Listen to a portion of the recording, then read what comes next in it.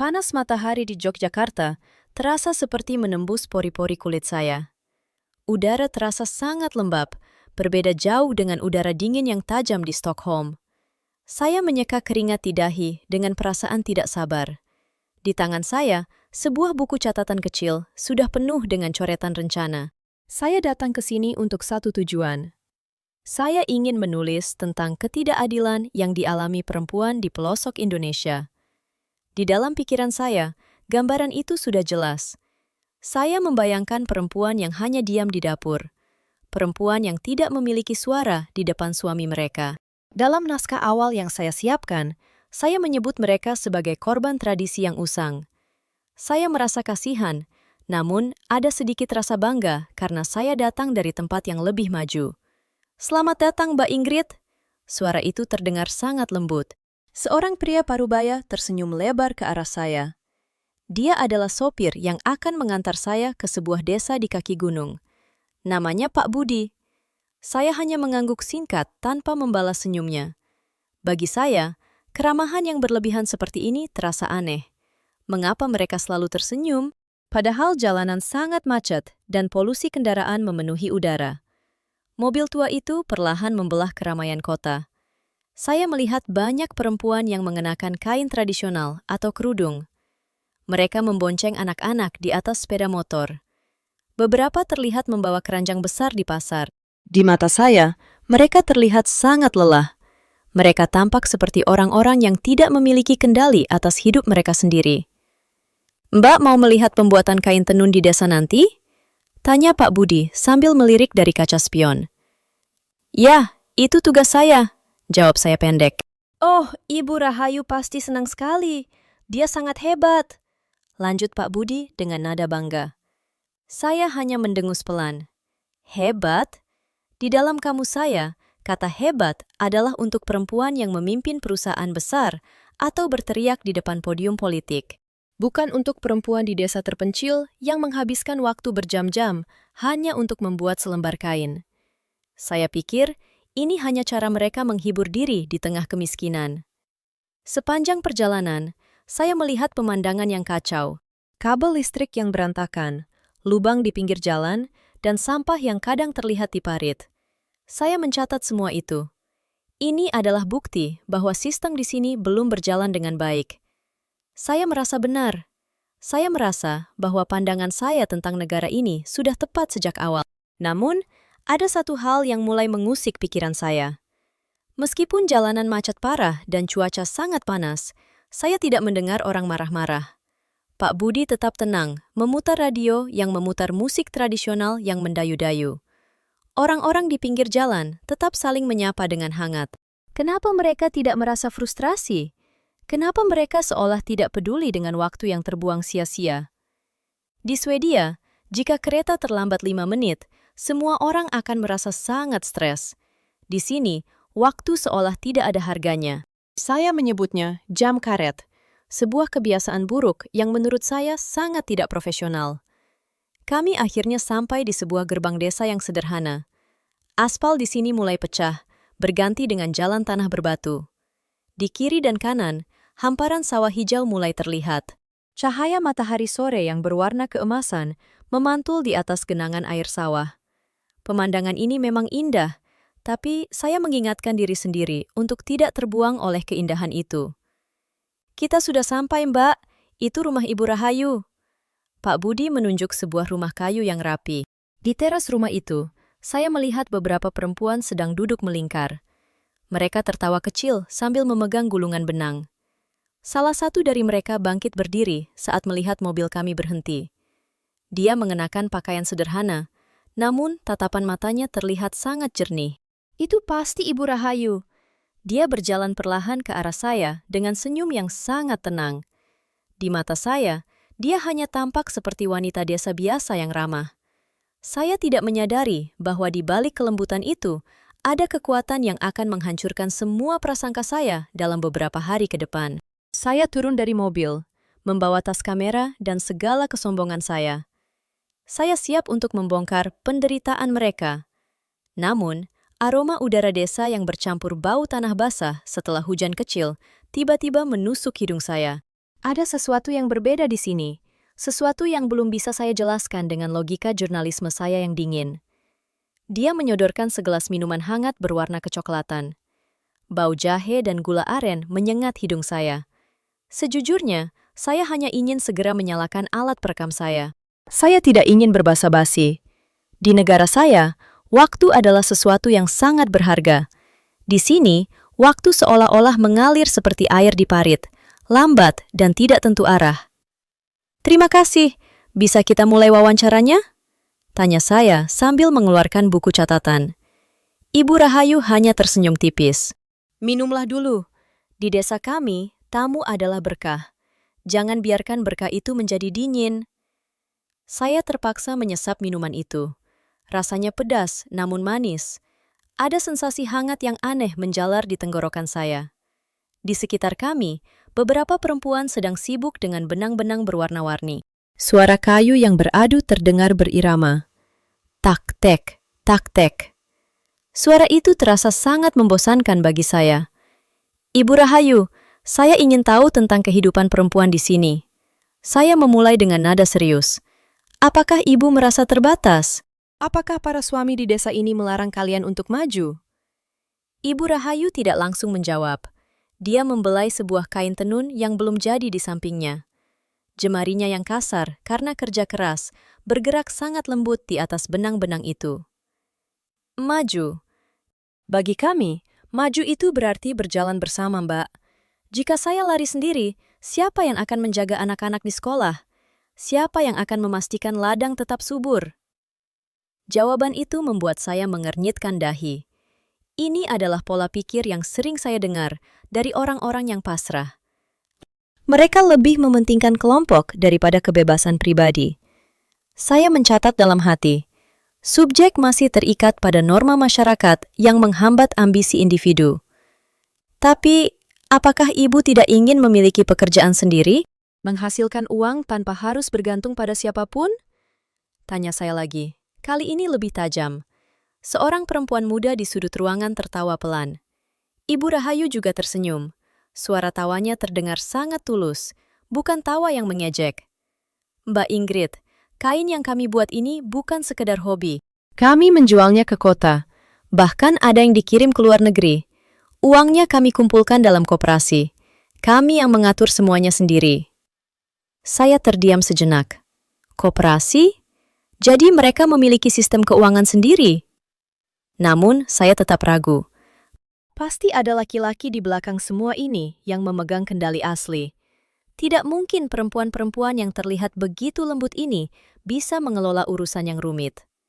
Lalu, saya melihat ke arah benang-benang itu lagi. Benang itu sangat tipis. Saya berpikir, satu tarikan kuat saja pasti akan memutuskan benang itu. Sama seperti para perempuan ini, pikir saya. Mereka terlihat rapuh. Jika masalah besar datang, mereka pasti akan hancur. Mereka pasti membutuhkan bantuan dari orang-orang seperti saya. Besok, Mbak bisa melihat kami bekerja di balai desa, kata Ibu Rahayu sambil berdiri. Sekarang, sebaiknya Mbak istirahat. Hari sudah mulai gelap. Jalanan di sini tidak memiliki lampu yang terang. Saya melihat keluar. Benar saja, kegelapan mulai turun dengan cepat. Tidak ada lampu jalan yang terang seperti di Stockholm. Yang ada hanya bayangan pohon-pohon besar yang terlihat gelap. Saya merasa tidak nyaman. Tempat ini terlalu sunyi, terlalu lambat, dan terlalu asing. Saya berjalan menuju kamar yang sudah disiapkan dengan perasaan yang tetap sama. Saya yakin bahwa saya akan menemukan kisah tentang ketertindasan yang tersembunyi di sini. Saya belum menyadari bahwa benang-benang tipis yang saya remehkan itu sebenarnya sedang menjerat prasangka saya, satu persatu. Pagi hari di desa dimulai dengan suara ayam yang bersahutan. Sinar matahari masuk melalui celah jendela kamar kayu saya. Saya melihat jam tangan saya. Pukul 7 pagi. Sesuai janji kemarin, Ibu Rahayu mengatakan akan ada pertemuan di balai desa pada pukul 8 tepat. Saya sudah siap. Kamera sudah saya periksa. Buku catatan sudah di tangan. Saya ingin melihat bagaimana perempuan di sini bekerja dalam kelompok. Saya ingin membuktikan bahwa tanpa disiplin yang ketat, sebuah organisasi tidak akan pernah bisa maju. Pukul 8:10. Saya berdiri sendirian di balai desa yang terbuka. Tidak ada siapa-siapa. Hanya ada seekor kucing yang sedang tidur di atas kursi kayu. Suasana sangat sunyi, hanya suara angin yang menggerakkan dahan pohon bambu di belakang bangunan. Lagi-lagi jam karet, gumam saya dengan kesal. Saya mulai berjalan mondar-mandir. Di Stockholm, jika rapat dimulai pukul 8, semua orang sudah duduk manis pukul 8:05. Keterlambatan adalah bentuk penghinaan terhadap waktu orang lain. Di sini, waktu seolah-olah tidak memiliki aturan. Ini benar-benar tidak profesional. Pukul 8:45. Barulah saya melihat beberapa perempuan berjalan perlahan menuju balai desa. Mereka tidak terlihat terburu-buru. Mereka tidak berlari. Bahkan, mereka berhenti sejenak untuk memetik bunga atau menyapa tetangga yang sedang menjemur padi. Ibu Rahayu datang paling terakhir. Dia membawa sebuah bakul kecil berisi jajan pasar. "Selamat pagi, Mbak Ingrid. Sudah lama menunggu?" Tanya dia dengan senyum yang tetap tenang. "Hampir 1 jam, Ibu Rahayu," jawab saya dengan nada ketus. Saya ingin dia tahu bahwa saya sangat tidak suka dengan keterlambatan ini. Di tempat saya, waktu sangatlah penting. Kita tidak bisa membuang waktu jika ingin sukses. Ibu Rahayu meletakkan bakulnya di atas meja. Dia tidak terlihat tersinggung. Dia justru menatap saya dengan tatapan yang sangat dalam, seolah-olah dia sedang membaca pikiran saya. "Maafkan kami, Mbak Ingrid. Tadi pagi, Mbok Darmi, salah satu anggota tertua kami, jatuh di dapur. Kami semua harus ke sana dulu untuk memastikan dia baik-baik saja dan membantunya menyiapkan sarapan," kata Ibu Rahayu pelan. Saya tertegun sejenak. "Tapi, bukankah bisa 1 orang saja yang menolong? Yang lain tetap datang ke sini tepat waktu?" Ibu Rahayu menggeleng perlahan. "Di desa ini, Mbak, tidak ada yang ditinggalkan sendirian. Jika 1 orang jatuh, kami semua merasa jatuh. Pekerjaan bisa menunggu, tapi rasa kemanusiaan tidak bisa." Perempuan-perempuan lain mulai duduk melingkar. Mereka mulai berbincang dengan hangat. Mereka bertanya tentang keadaan Mbok Darmi, lalu beralih membahas rencana dinten ini. Tidak ada papan tulis, tidak ada laptop, tidak ada agenda tertulis yang rumit. Namun anehnya, pembicaraan mereka sangat terarah.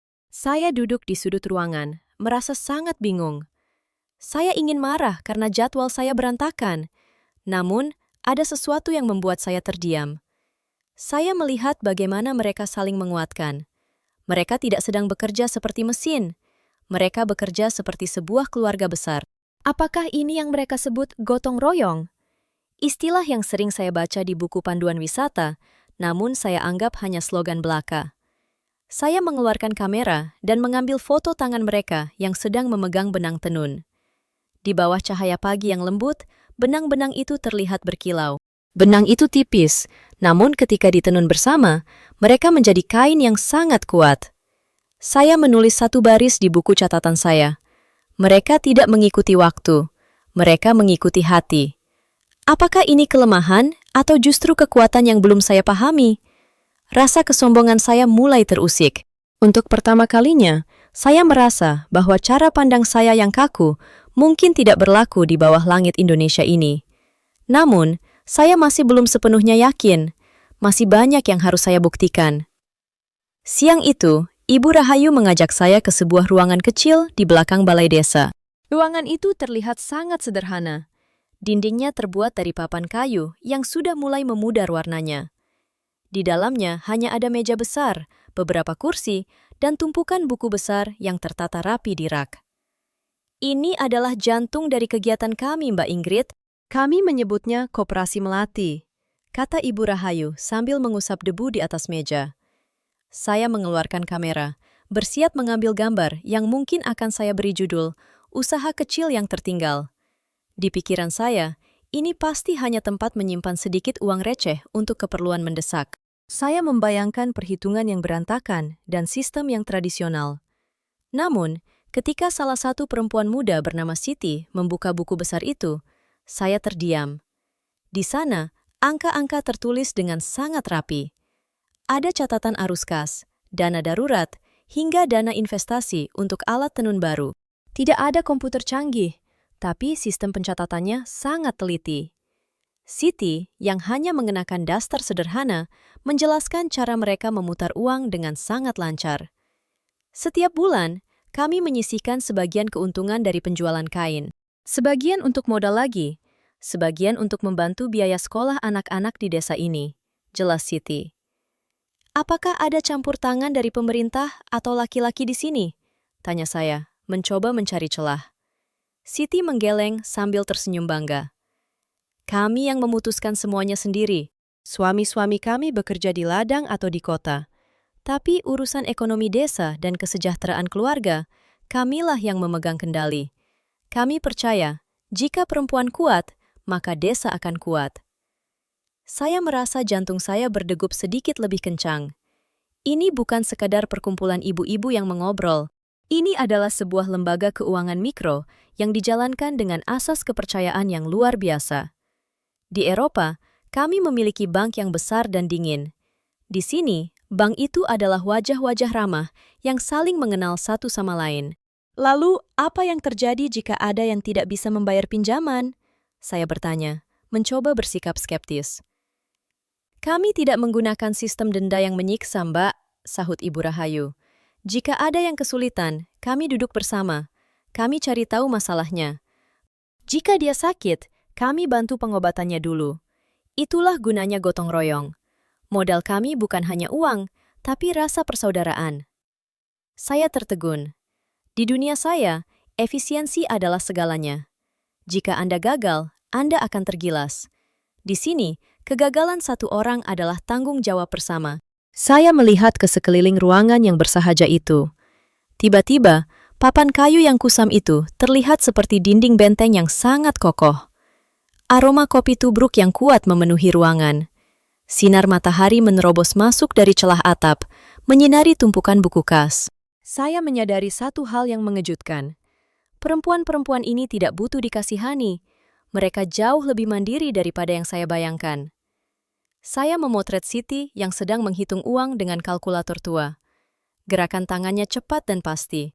Ada wibawa yang terpancar dari wajahnya yang tenang. Saya mulai merasa bahwa artikel yang saya rencanakan di Stockholm mulai kehilangan maknanya. Ternyata, saya salah menilai mereka sejak awal. Kelembutan mereka bukanlah tanda kelemahan. Senyuman mereka bukanlah tanda ketundukan. Itu adalah selimut dari kekuatan yang sangat besar, kekuatan yang tidak membutuhkan teriakan untuk membuktikan keberadaannya. Saya mencatat di buku saya. Mereka adalah arsitek ekonomi yang tersembunyi. Mereka tidak melawan sistem, mereka menciptakan sistem mereka sendiri yang lebih manusiawi. Sore itu, saya memutuskan untuk berjalan-jalan sendirian di pinggir desa. Saya mengikuti suara aliran air yang jernih. Saya sampai di sebuah sungai kecil yang membelah sawah. Namun, pemandangan indah itu terganggu oleh sesuatu yang membuat saya mengernyit. Di sela-sela batu kali, saya melihat tumpukan plastik bekas kemasan makanan dan botol minuman. Sayang sekali, gumam saya. Alam yang begitu indah, tapi orang-orangnya tidak tahu cara menjaganya. Saya mengambil foto sampah-sampah itu. Di dalam hati, saya sudah menyiapkan kalimat untuk artikel saya. Indonesia memiliki kekayaan alam luar biasa, namun kesadaran lingkungan masih menjadi masalah besar yang belum terpecahkan. Saya merasa memiliki alasan kuat untuk mengkritik mereka lagi. Tiba-tiba, saya melihat rombongan ibu-ibu dari koperasi berjalan menuju sungai. Mereka membawa karung besar dan tongkat kayu. Saya berpikir mereka hanya akan melakukan pembersihan rutin yang sia-sia. Namun, apa yang mereka lakukan selanjutnya membuat saya penasaran. Mereka tidak hanya membuang sampah itu ke tempat pembuangan. Mereka duduk melingkar di tepi sungai. Dengan telaten, mereka mencuci plastik-plastik itu di dalam ember, lalu mengeringkannya di bawah sinar matahari yang mulai meredup. "Apa yang sedang kalian lakukan?" tanya saya sambil mendekat. Ibu Rahayu mendongak. Tangannya sedang sibuk memasukkan potongan plastik ke dalam sebuah botol plastik bekas hingga sangat padat. "Kami sedang membuat bata ramah lingkungan, Mbak Ingrid." "Bata?" saya bertanya dengan nada tidak percaya. "Dari sampah plastik ini?" "Benar. Jika plastik ini dibakar, dia meracuni udara. Jika dibuang ke laut, dia meracuni ikan. Jadi, kami kumpulkan, kami bersihkan, dan kami padatkan ke dalam botol ini. Ini akan menjadi bahan bangunan yang sangat kuat. Jelas Siti yang duduk di samping Ibu Rahayu. Saya terdiam. Saya melihat botol-botol yang sudah penuh itu. Beratnya terasa padat seperti batu. "Untuk apa bata-bata ini?" tanya saya lagi. "Kami sedang membangun rumah baca untuk anak-anak desa," jawab Ibu Rahayu dengan mata yang berbinar. "Kami tidak punya cukup uang untuk membeli batu bata merah dalam jumlah banyak. Jadi, kami mengumpulkan sampah dari seluruh desa, dari sungai, dan dari rumah-rumah. Sampah ini menjadi dinding ilmu bagi anak-anak kami." Rasa malu tiba-tiba menjalar di dada saya. Saya datang ke sini hanya untuk memotret kesalahan mereka. Saya berdiri di sana sebagai orang asing yang merasa lebih tahu tentang segalanya. Sementara itu, mereka, perempuan-perempuan yang saya anggap kurang terdidik ini, sudah melakukan tindakan nyata yang bahkan belum tentu sanggup saya lakukan di Swedia. Mereka tidak menunggu bantuan pemerintah.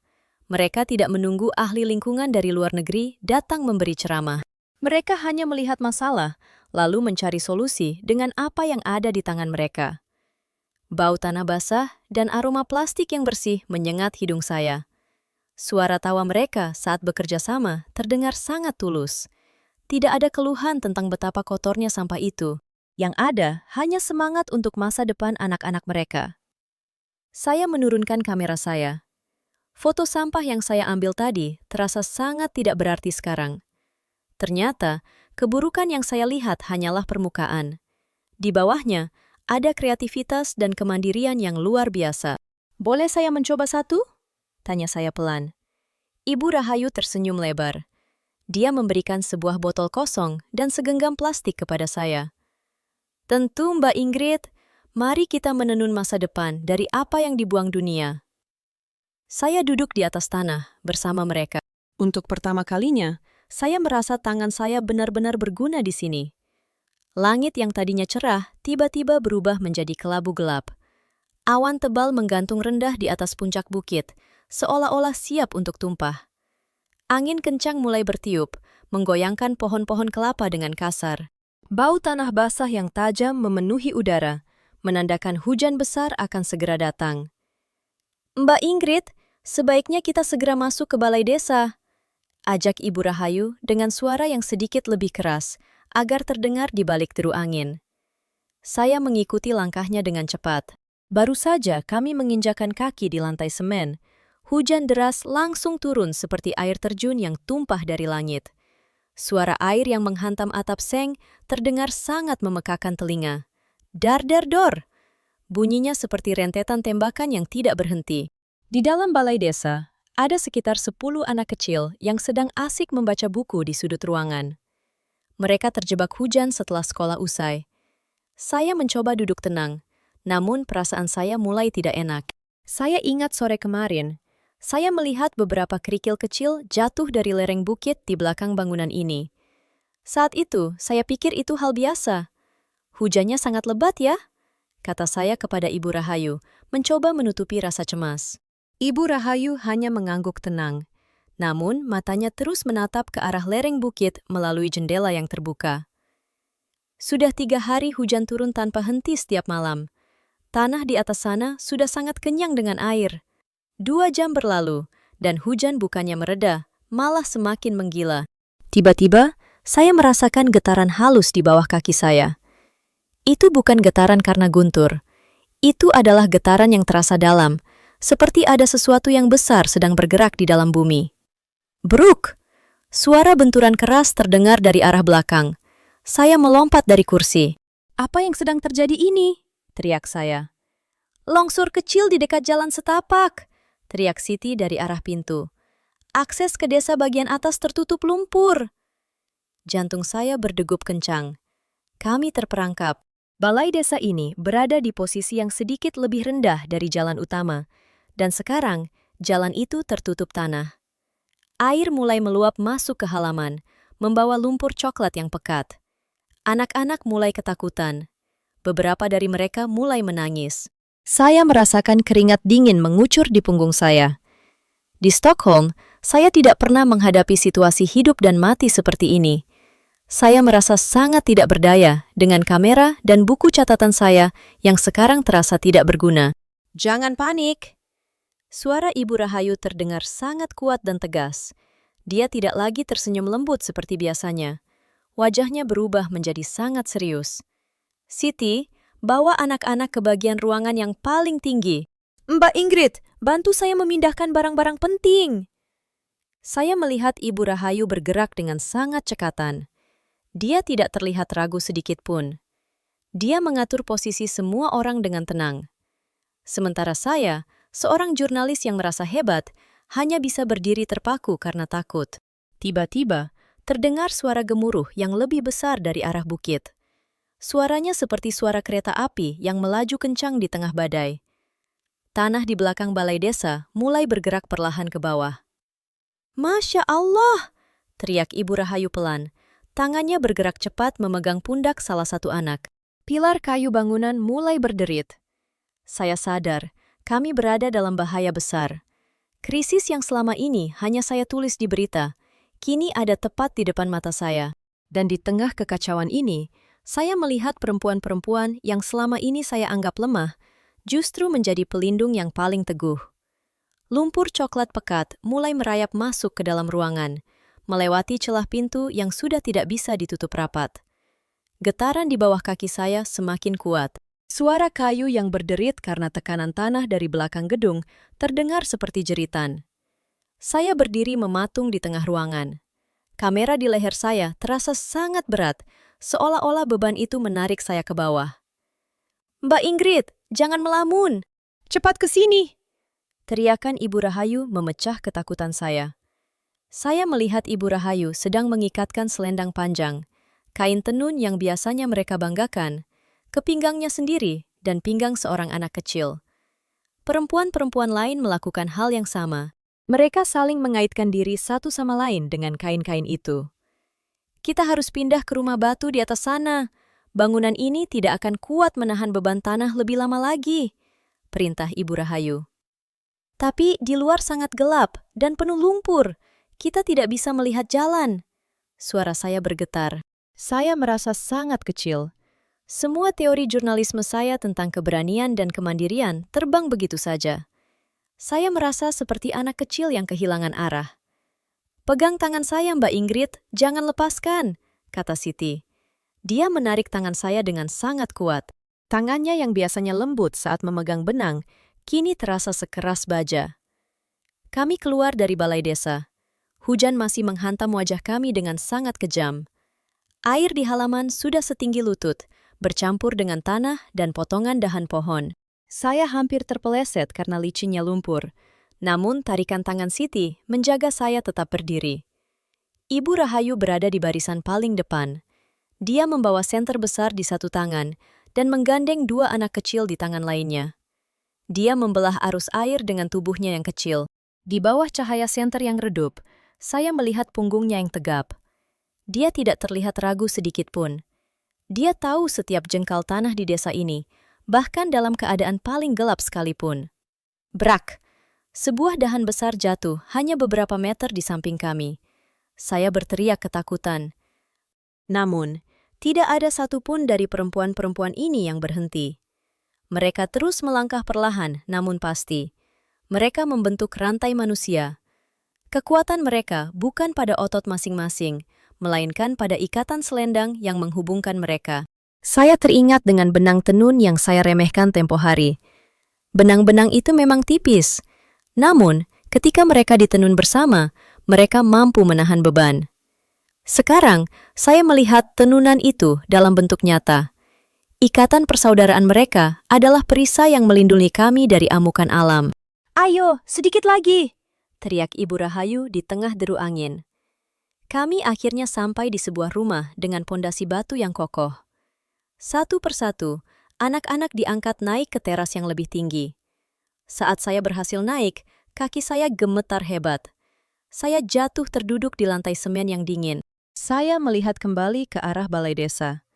Dalam kegelapan, saya mendengar suara dentuman yang sangat keras. Bagian belakang bangunan itu akhirnya menyerah pada tekanan tanah.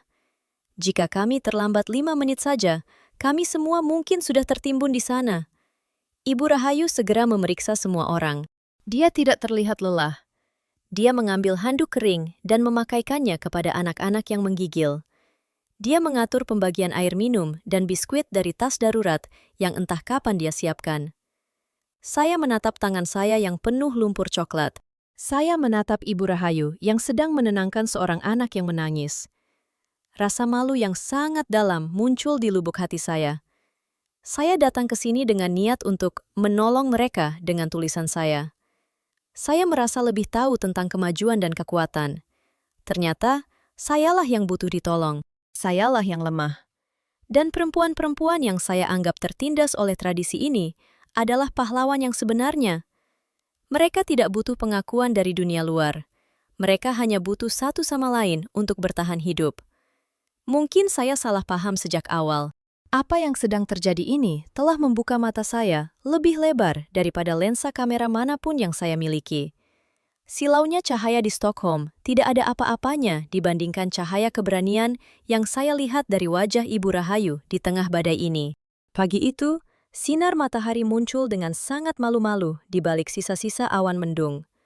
Suara hujan yang ganas telah berganti dengan tetesan air yang jatuh pelan dari daun-daun jati. Bau tanah basah yang sangat kuat menusuk hidung saya. Ketika saya terbangun di atas tikar pandan di rumah batu itu, hal pertama yang saya dengar bukan suara tangisan atau keluhan, melainkan suara sapu lidi yang beradu dengan lantai. Serak, serak, serak.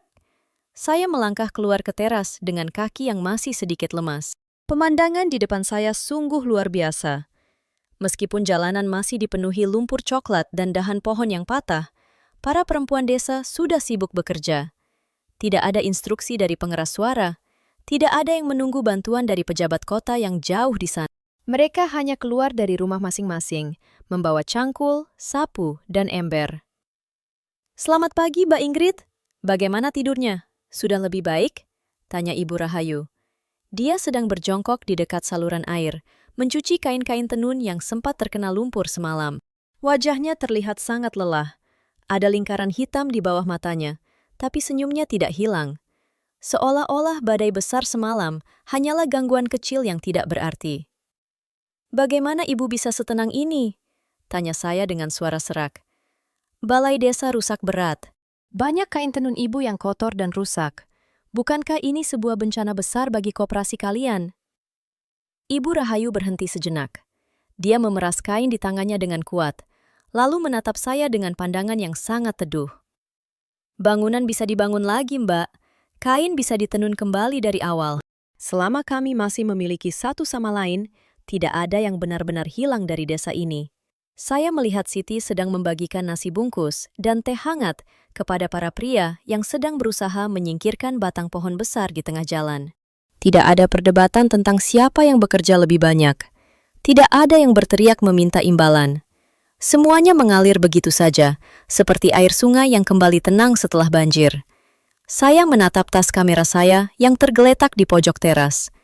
Saya merasa sangat malu. Selama ini, saya hanya ingin menjadi pengamat yang dingin. Saya ingin memotret kesulitan mereka dari jarak aman. Saya ingin menulis tentang ketertinggalan mereka agar pembaca saya di Eropa merasa lebih maju. Namun, di tengah lumpur ini, saya menyadari bahwa sayalah yang tertinggal dalam hal kemanusiaan.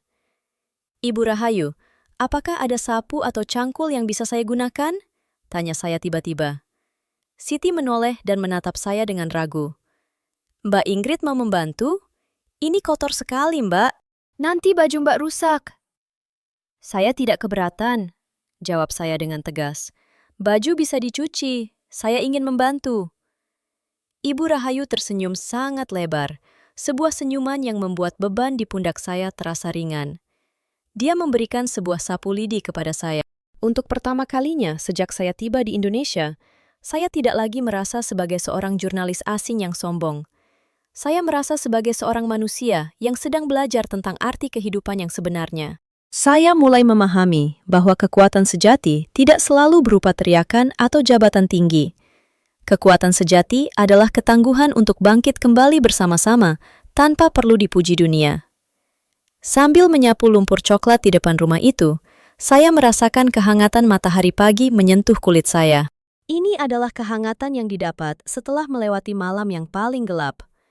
Mungkin saya salah paham sejak awal tentang apa itu kemajuan. Kemajuan bukan hanya tentang teknologi canggih, tapi tentang seberapa erat kita bisa memegang tangan orang lain saat badai datang. 3 hari telah berlalu sejak badai itu menghantam. Desa mulai kembali bernapas. Meskipun sisa-sisa lumpur masih terlihat di sudut-sudut jalan, semangat di sini tidak pernah padam. Tangan saya terasa perih. Ada beberapa bekas lecet karena memegang gagang sapu dan cangkul selama berjam-jam.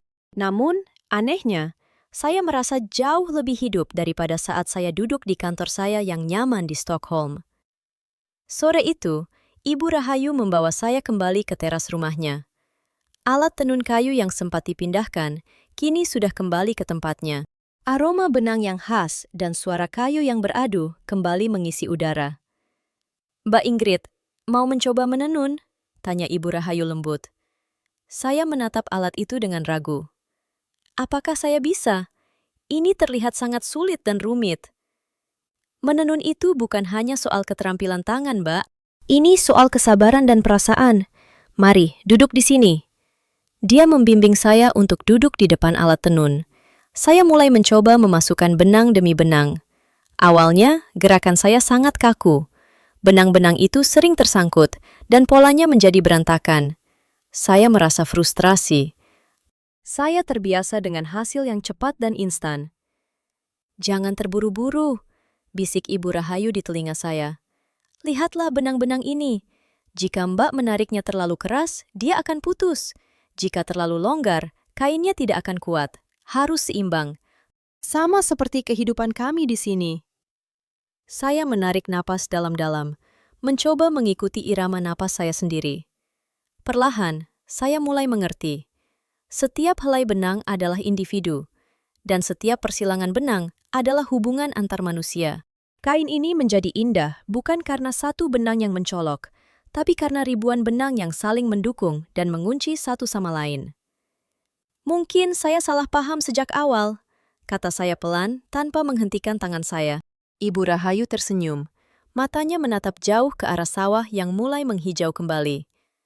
"Apa yang Mbak pahami sekarang?" Saya pikir kekuatan itu berarti harus berteriak keras atau berdiri paling tinggi. Saya pikir perempuan di sini lemah karena mereka terlihat diam dan penurut.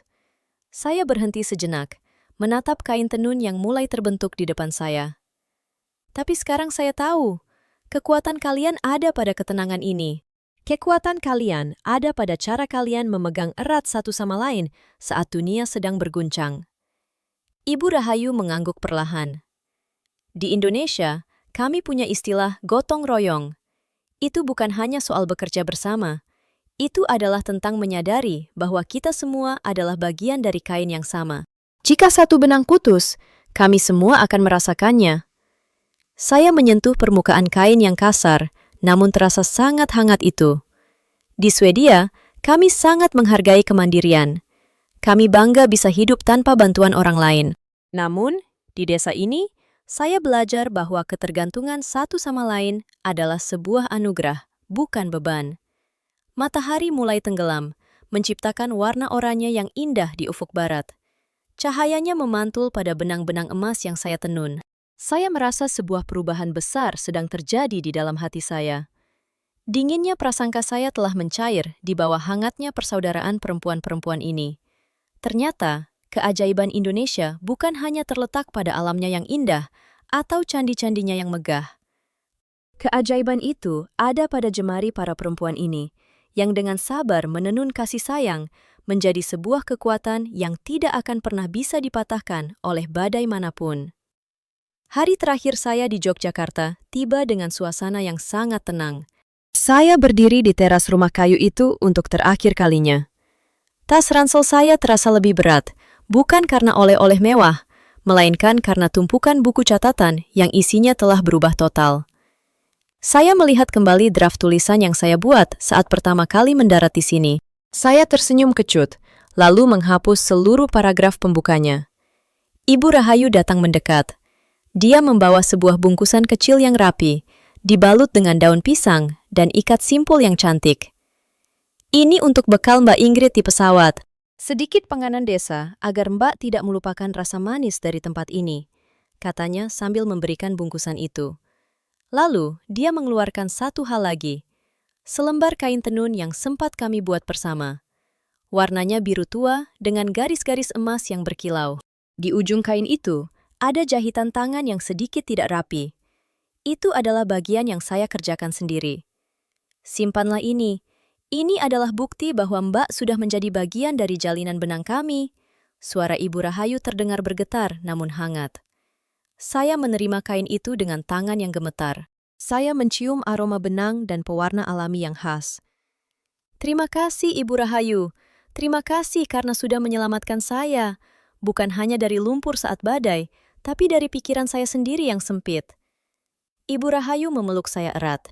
Pelukan seorang ibu yang tidak mengenal batas negara atau warna kulit.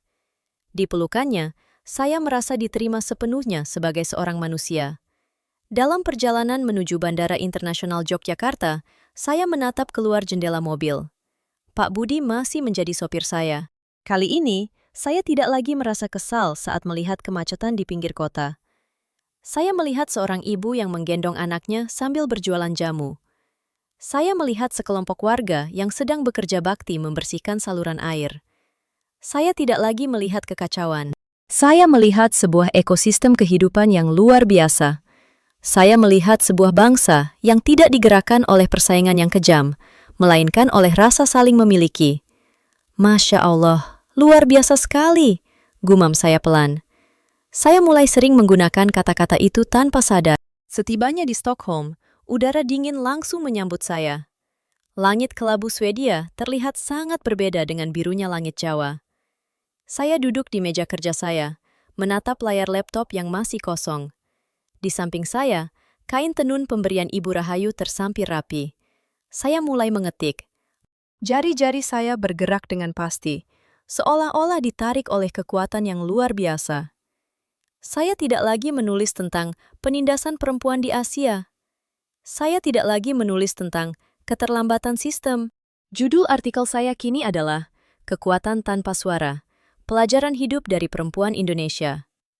Saya menulis tentang bagaimana kekuatan sejati tidak perlu ditunjukkan dengan kemarahan atau suara yang keras. Saya bercerita tentang gotong royong, sebuah konsep yang mungkin terdengar kuno bagi dunia barat, namun merupakan obat bagi kesepian manusia modern.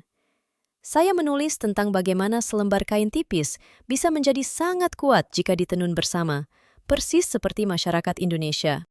Dunia mungkin menganggap mereka lambat. Dunia mungkin menganggap mereka tertinggal dalam efisiensi.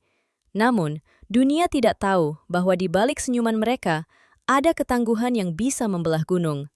Ada kesabaran yang bisa menenangkan badai. Mungkin saya salah paham sejak awal. Kemajuan bukan hanya tentang seberapa cepat kita berlari menuju masa depan. Kemajuan adalah tentang seberapa banyak orang yang kita ajak untuk berlari bersama tanpa ada yang tertinggal. Di tengah dinginnya Stockholm, saya merasa sangat hangat. Saya menyadari bahwa saya telah menemukan sebuah keajaiban. Bukan keajaiban mistis, melainkan keajaiban kemanusiaan yang tersembunyi di balik kesederhanaan. Indonesia bukan hanya sebuah negara di peta bagi saya. Indonesia adalah sebuah pelajaran tentang cara mencintai sesama. Dan saya, Ingrid Holmgren, seorang jurnalis yang dulunya sangat sombong, kini merasa sangat kecil, namun sangat bersyukur. Saya telah menemukan rumah baru di dalam hati saya, sebuah tempat di mana benang-benang persaudaraan tidak akan pernah putus oleh jarak sejauh apapun.